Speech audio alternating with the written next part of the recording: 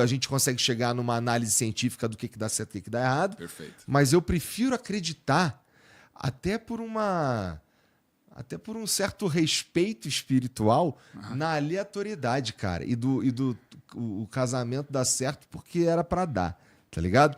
Porque no meu caso deu certo porque era pra dar, no teu provavelmente também.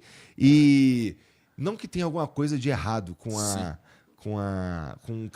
amor sintético. O amor racional. Racional planejado, entendeu? Mas é que o outro é mais... Romântico. Romântico. Você é um romântico, Igor, entendeu? Cara, todos nós somos. Aquela criança inocente dentro de nós, a gente quer acreditar nisso. E eu tenho um fator instintivo muito forte. Tá? Eu não sabia nada disso. Eu fui fazer uma análise retroativa. Eu analisei todos os casais, as pessoas me pediram ajuda. Eu tinha que buscar padrões de sucesso que eu não tinha resposta. Então eu tinha que fazer perguntas muito difíceis. Né? Mas aí, quando a gente analisa, aí fechando o loop que você falou, né? Da pessoa que acredita na alma gêmea. Essa pessoa, a base da crença em alma gêmea é neurose afetiva. Neurose afetiva. Neurose. O que é neurose? É um padrão, um complexo afetivo de evitação. Isso significa que ela tem afetos não resolvidos, desafetos, que são ideias e sentimentos, que fazem ela evitar certas coisas e buscar os seus opostos. Isso definiu muitas das escolhas dela. Se ela tem um padrão de evitação, isso é neurose, tecnicamente, ela já descartou uma parte do cardápio da vida gigantesca. Porque ela não consegue escolher coisas que estão atrás da neurose dela. É impossível. É aversão, é nojo, é repulsa. Só que e se a alegria e o amor dela tá depois da neurose? E normalmente tá? Ela descartou, ela colocou no anti-spam. Aquilo ali caiu na caixa de entrada dela, já colocou no anti-spam. E essa neurose, ela pode se manifestar de vários jeitos, né, cara? Vários. Porque assim, ó, eu tô pensando no jeito mais moderno de todos é na opinião política, né? É um discurso neurótico. É um monte de gente afetada, batendo boca, falando de terceiros. Que quem é mais Deus do que o outro Deus do outro. Isso é insanidade. Porque aquelas pessoas ali, elas representam algumas ideias. Se você quer entrar num debate político real, você tem que discutir as ideias, não as pessoas. E aí depois você tem que falar assim, beleza, essas ideias suas são melhores do que as ideias do outro, do coleguinha. Por quê? Aí você vai fazer um embate filosófico, de qual ideia que se sustenta mais. A gente tá falando da liberdade. Pô, eu acho que liberdade é uma essência do ser humano. E eu concordo, eu acho que é. Mas ele é uma constelação de coisas, não é a liberdade só. É a liberdade com outros atributos humanos que são importantes e respeitados. Aí você vai pegar uma constelação de ideias lá, sei lá, igualdade, fraternidade, qualquer coisa que a pessoa acredita. E você vai botar essas ideias no embate. Mas aí depois você fala assim, esse representante, ele é fiel a esse conjunto de ideias? Na maioria das vezes não é. Não é. Ele é muito, às vezes, mais fiel à identidade de clã, à identidade de linhagem, de seita, de culto, de passagem do bastão dele, em todos os espectros políticos, tá? Do que ao conjunto de ideias. Porque quem defende o conjunto de ideias é o filósofo político. É o cara que tá falando, ó, existe um conjunto de ideias que é superior à outra. Existe uma hierarquia, tá? Real. Que é aquelas ideias que fortalecem o ser humano. O que o ser humano é. E aí é uma outra filosofia que a gente fala, o que é um ser humano? Ótima pergunta. Então, se a gente chegar num consenso do que um ser humano é, beleza. Fechamos aqui, isso aqui é um ser humano, concordamos. E existe um caminho onde até um ateu e um religioso concordam. Isso aqui é um ser humano, a gente concorda. Que é a visão antropológica, social. Todo mundo vai concordar que isso aqui é bonito, é politicamente correto e é engrandecedor do ser humano. Aí depois a gente tem que fazer uma segunda etapa, que é cruzar todas as ideias, filosofias e teologias que fazem o ser humano ser mais humano. Aí você consegue fazer um cruzamento, se a gente concordou que o ser humano quais são as ideias que fazem o ser humano ser mais humano? Ou quais são as ideias que amputam atributos humanos? Porque se a gente concordou que liberdade é um atributo humano, essencial e irredutível, qualquer ideia que corta a liberdade, ela desumaniza. Aí você vai ver várias filosofias políticas que amputam a liberdade. Aí você fala, quem é que ganha? É o indivíduo humano ou é a filosofia criada? Que aí é uma ideologia, não é nenhuma filosofia, porque a filosofia busca a verdade. Se fosse uma filosofia, ela olharia para o ser humano e incluiria o que o ser humano é na sua filosofia. Se ela não olha para o ser humano, paralaxe. Ela exclui o elemento central da filosofia. Então a gente vai mudar o ser humano. Porque o ser humano não encaixa na filosofia. Mas a filosofia é uma criação humana. Aí eu criei um negócio que destrói o cara que criou. Que criatura que destrói o criador? Tem que ser uma criatura cancerígena. Então essa ideia tá morta. Ela tá errada. As pessoas não olham as premissas. Aí quando você consegue fazer uma hierarquia de ideias e de filosofia, você consegue ver o que é degenerado, o que é corrompido, o que é parcialmente verdadeiro, o que é absolutamente verdadeiro. E isso é exaustivo intelectualmente. Isso demora. Então a maioria das pessoas fala assim, pra que fazer isso, velho? Deixa eu bater boca com o Bolsonaro lá, deixa eu bater boca lá com o Lula, entendeu? É mais divertido, cara. É tipo a minha novelinha, cara. Não coloca água no meu chopp, entendeu? Deixa eu tretar com a galera lá da esquerda, deixa eu tretar com os caras da direita. Eu tenho alguém pra odiar, entendeu? Minha vida tem sentido. E o cara continua um puta de um neurótico. Porque ele não quer resolver os problemas dele. Ele quer esquecer dos problemas dele falando do outro. Que é a coisa mais ópio do povo do que falar de política. É mesmo. É um ópio, velho. O cara tá com o boleto do aluguel atrasando. Ele tá lá batendo boca lá no chat do Flow. Porque, pô, você trouxe o Lula, você trouxe o Bolsonaro, você trouxe não sei quem, você trouxe o... Cara, você não tem coisa pra fazer, não? Arruma a sua cama.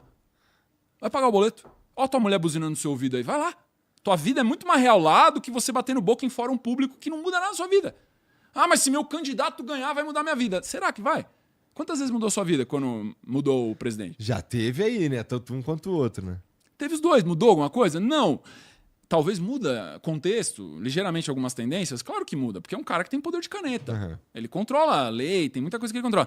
Mas o que muda mais? É o cara que tá lá em Brasília ou é você? A hora que você acorda, o que você faz, o que você decide? Até porque esse segundo aí vai fazer o primeiro melhorar, né? Se você muda a sua vida, mesmo no sistema... Cara, você pode nascer numa ditadura. Se você entende o tabuleiro que você tá jogando, você vai ser astuto para você jogar o jogo e você entender o que é que faz a sua vida e a vida dos seus imediatos melhorarem. Porque a sagacidade, a astúcia é isso. A sabedoria é isso. Você jaz astuto como a serpente e pacíficos como a pomba. Quando a gente entende a dualidade e complementaridade dessas duas virtudes, o cara pode estar na pior situação possível, cara. Você pega Viktor Frankl, o cara estava em Auschwitz, no campo de concentração nazista, e o cara falou, eu não vou morrer, porque eu vou contar essa história pro mundo. Eu vou contar o que é tá aqui. Pra ninguém esquecer disso aqui. E o cara sobreviveu contra todas as probabilidades e escreveu um livro e ele foi o fundador lá da logoterapia, que é o significado, é o elemento mais crítico e decisivo para um ser humano. Quando uma pessoa perde o significado, ela perde a razão de viver. E isso é muito verdade, cara. O que você olha, por exemplo, numa pessoa com ideação suicida é que ela não tem motivo de viver. Ela só quer fugir. É o que a gente chama de outro nome, propósito? Propósito, significado.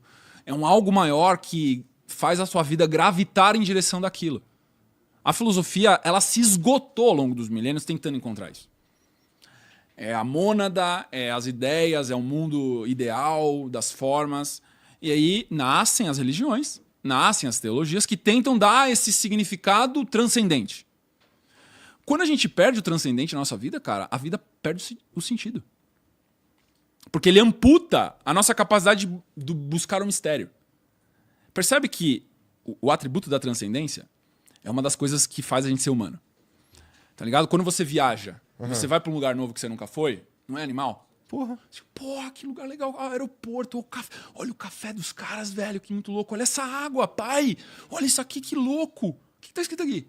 Tipo, essa novidade, coisas mínimas. Tipo, aquela interação é muito real. Você tá tendo com as pessoas que você ama. Isso é um ímpeto da busca pelo transcendente. Quando a gente tira isso do cotidiano e a gente tira isso também do nível mais filosófico, a gente morre. Porque você vira uma planta dentro de casa, sem sentido para viver, só vivendo.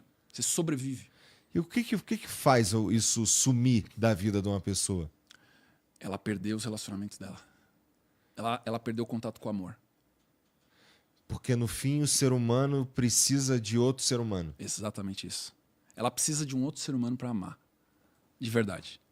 Quando você não tem um outro ser humano para amar, sua vida se torna egocêntrica, autocentrada, tudo gira em torno de você satisfazer as suas vontades, a vida perde o significado. Você não tem mais parâmetro, você não tem um benchmark, você não tem um padrão de comparação do que é uma vida boa. Cara, eu peguei caras que tinham tudo. Ou o cara depressivo no jatinho. Aí qualquer pessoa olha em volta, pô, mas o cara tem milhões, o cara viaja o mundo, o cara tem um jatinho, o cara tem mansão, o cara faz festa a hora que quiser, pega quem quiser, faz o que quiser a vida inteira. E o cara tá depressivo e quer se matar. Como? Porque não tem ninguém que ama ele, velho. Ninguém sabe quem ele é. Ele trocaria tudo isso aí por um cachorro. Olha o nível de migalha que o cara tá aceitando.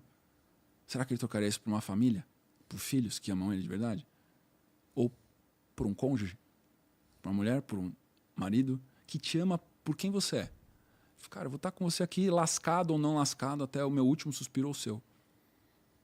Cara, isso é... A vida só tem importância por causa disso. Todas as coisas que a gente faz, coisas grandiosas. Cara, você tem o maior podcast do Brasil, mas o que importa mesmo é o que você volta lá para casa. Não é? Não é isso que tem importância? É doido como... Sim, total, isso daí. É interessante quando, como... Independente do tamanho que as pessoas dão para outras pessoas, em casa é diferente. É o eu real. É o real. É quem você é. E aí a gente volta, tipo assim, amor, como é que eu fui lá no Flow? Como é que foi? Putz, amor, nem vi.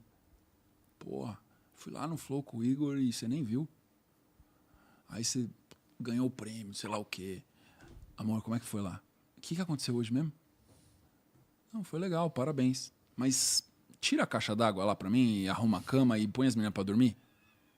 Porra, fui lá, venci na Olimpíadas da Sociedade e ela chega aqui, eu tenho que arrumar a cama.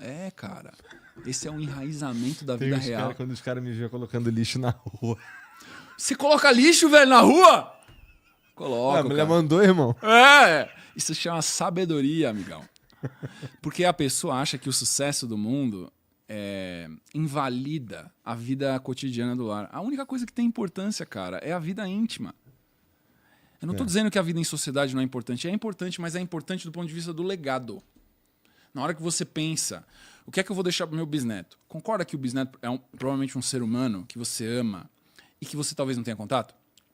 O que te impede de fazer um legado, não só para o seu bisneto, mas para todos aqueles que são iguais ao seu bisneto? É muito mais fácil a gente amar um desconhecido que não é da nossa família, que é igual ao meu bisneto, porque eu nunca vou conhecer meu bisneto. O único vínculo que eu tenho é, cara, espero que meu filho, minha filha, meu neto, minha neta criem bem esse bisneto, essa bisneta, para que chegue o Lucas real. É só isso que eu quero, porque eu não tenho controle sobre isso. Então o foco tem que ser simples e potente a mensagem para que chegue um máximo de pessoas, e não só no bisneto, mas chegue em outras pessoas. Quando você não tiver aqui mais, você quer que as pessoas vejam os vídeos do Flow e falem, cara, esse cara, ele marcou uma época. Ele gerou consciência, ele gerou informação, ele trouxe informações que antes estavam inacessíveis de maneira fácil para essa galera, e isso foi extremamente importante. Porque o podcast é isso, é uma conversa informal, onde as pessoas falam, tem uma tese que é conversa de festa. Por que o podcast, para mim, é um formato que sempre vai dar certo? E esse é teu nicho de negócio. Quando que o podcast vai parar de funcionar? Nunca. Por quê? Porque o podcast simula a conversa de festa. Já viu quando você tá assim numa festa, com pessoas que você conhece, você meio para numa rodinha e fala, tá falando o quê, velho? Comenta. Pô, curti, like. Caraca, mano, isso é genial. Compartilha com fulano. Ó, os caras estão falando isso aqui na roda, chega aí. É exatamente o mesmo comportamento de festa que a gente tem quando a gente tá num lugar. A gente não conhece exatamente que a gente faz desde quando a gente fazia umas fogueiras. Exato. Ele é intimista o suficiente para você descobrir segredos. Porque as grandes coisas que impactam a nossa vida, eles eram descobertos em rodas, em volta de fogueira. Aquilo que impactava a tua vida mesmo. Era falado ali, duas pessoas conversando, e você conseguia chegar ali do lado e meio que ouvir. Caralho, fulano falou isso aqui que vai acontecer, não sei o quê. Então o podcast ele tem esse negócio de tipo assim, cara, talvez alguma coisa que pode mudar a minha vida pode aparecer em qualquer momento. Porque sempre foi assim ancestralmente. Então a gente tem esse instinto, cara, neurocientífico, o cara, ele para pra ver um podcast, não é igual ver um programa de televisão. Quando é que você ficava vendo lá um gringo plastificado ficar falando um negócio com uma voz de entonação bizarra? Sozinho. Falando pra você assim, nunca. Na história humana isso aconteceu. Por isso que você tem a decadência, por exemplo, da televisão. Porque esse formato de comunicação é artificial. Talvez o líder da tribo, Ó, seguinte, nós vamos mudar isso aqui, você vai pra lá, você vai pra lá, você vai pra lá. Mas não era entretenimento. Era comando. A televisão é entretenimento. O podcast, ele simula um comportamento ancestral. E é por isso que bons conversadores que conectam pessoas são as rodas que as pessoas querem estar. Então, qual que é o ponto crítico de sucesso, por exemplo, do podcast? Isso é uma tese que eu tenho, tá? É pra refutar. Você fala assim, puta, mano, que groselha isso aí. Beleza. Deixa eu ver se é groselha. É o cara que é um bom conector, que senta em várias mesas e que conversa com pessoas diferentes, ele é a pessoa mais provável de ter um conhecimento assimétrico potente que muda a vida. Verdade.